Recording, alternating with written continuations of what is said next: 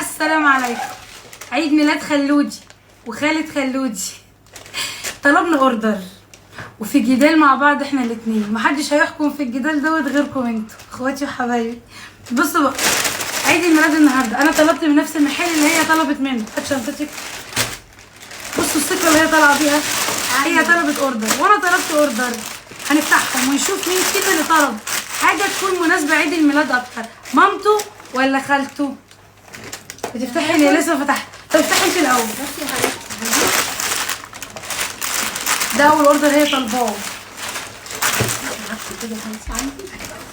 كل واحد يمسك حاجته. ايوه اللزقه افتحي لك انا اساعدك.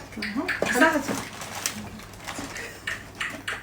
عارفين لو ما حكمتوش بالعدل عشان انتوا بتحبوها انا عارفه. ماشي تعيش باباز دي كانت ماشي اول حاجه باباز. طب انت جايبه لنا في عيد الميلاد واحده؟ ما احنا بقى ما انت جايبه احنا هندوق.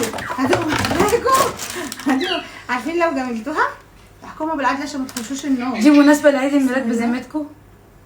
نهار اسود. دي تورته دي صح؟ بدك تدوق ايه؟ شكلها تورته. عيد الميلاد ما بدأش. عارفين وبحذركم لو ما حكمتوش بالعدل حبها اتخفى. يا الله شوفوا انت بتفتحي حاجتي. لا ثواني على فكره اقول لكم على حاجه. حاجه بيحصل في الطريق. والله قالت مش هنجيب تورت. في ناس بتحصل في الطريق. ضحكت عليا. استني، قالت لي هنطلب حاجات ومش هنطلب تورت. هقول لك انا عشان احنا كنا ناويين نعمل عيد الميلاد تورته اسماك سمك. انت كده بوظتي المفاجاه. ها طب انت قبل ما نخش التحدي مع بعض ونطلب التليفون ما قلتليش انت هتجيبي تورته، مش ده كده اتفقنا؟ معلش احنا قلنا كل واحد يطلب اللي شايفه مناسب لعيد انا ميلاده. شكيت في يا العيد جماعه بس طلع شك في محله. ايه هي عيد الميلاد كده هيبوظ. طب خشي ايه اللي حصل؟ اوريكي بقى انا جايبه ايه. ايه اللي حصل؟ انا ده بوظيها بالعيد الميلاد. لا مش جايبها عشان عيد الميلاد. عشان اطمن انت افتحي حاجتك ركزي في قدامك يعني. بس والله ده بقى كانت اتفقنا من الاول.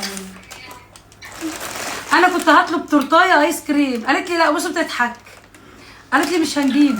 نحكم بالحق. بس ربك بص انا جبت ايه. ربنا ما يخليكي جابت تجيبيها. روشيه. انت عارفه اسمها؟ جبت طبعا.